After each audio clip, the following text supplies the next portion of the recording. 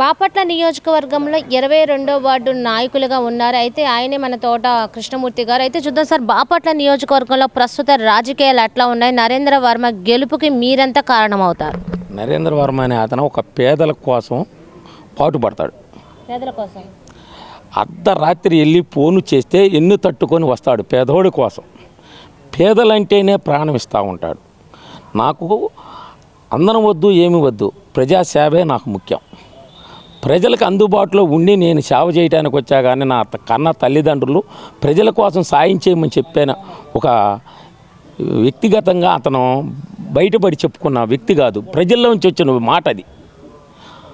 అతను ఒక దైవభక్తుడు కన్నా దేవునికి మనం వెళ్ళి ఎట్టా ఇదిస్తాము, పేదలు ఆయన అంటే అంత రథసారథిగా ఆయన ఎన్నంటున్నారు.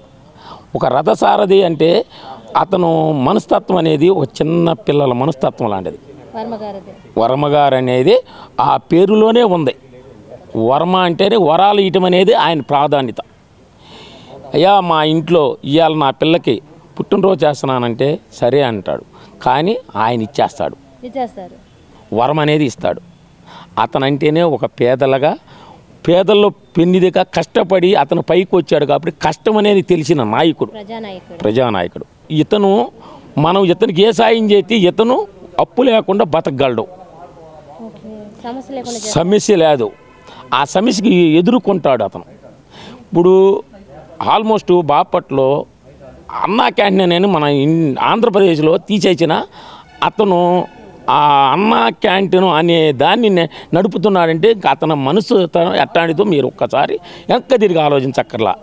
చంద్రబాబు నాయుడు గారు అడుగు జాడల్లో, లోకేష్ గారి మాటల్లో, అచ్చెన్నాయుడు గారు చెప్పిన పెద్దరికానికి ఆయన ఎన్నుగట్టుకునే ఉంటాడు ఎప్పుడు వాళ్ళని.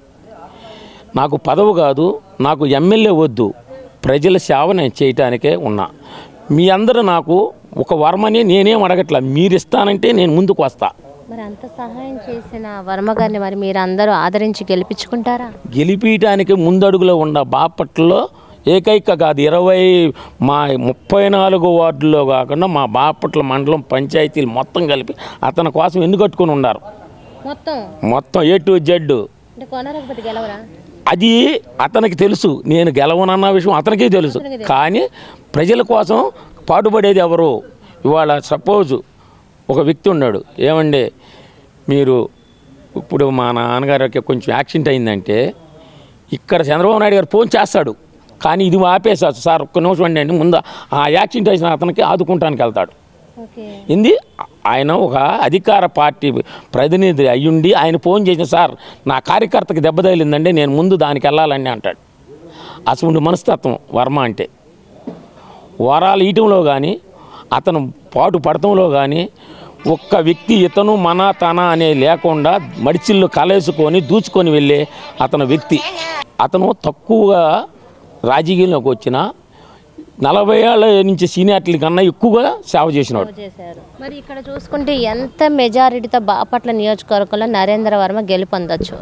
మెజార్టీ అనేది అది పక్కన పెట్టేది, ఎందుకంటే దయాదాక్ష్యం కాదు. ఎందుకంటాము అది మెజార్టీ మనం 40 అనొచ్చు, ఇంకోళ్ళు 50 అనొచ్చు, అది కాదు. అతనికి ప్రజా దీని మీద పెడితే ఎంతో మీదకి వెళ్తాడు ఆయన. అది మనం టార్గెట్ వేసేది కాదు. నేను చెబుతాను, నేను ఒక 20 చెబుతాను, ఇంకొక ఆయనతో 30, అది తప్పు. ఆయనకి ఆయన అనుకోలేడు నాకు ఇంత మెజార్టీ ఇచ్చేదని, ఆయన అనుకోడు. ఎందుకంటే అతను ఒక పేదల కోసం పాటుపడ్డాడు. కానీ నాకు రాజకీయం ముఖ్యం కాదు, నాకు పేదోడు సాయం చెయ్యాలి అనే ఒక మనస్తత్వం. ఆ తల్లిదండ్రులు కూడా నా బిడ్డ పేదోళ్ళ కోసం పాటుపడుతున్నాడని ఎంతో ఆనందపడేవాళ్ళు.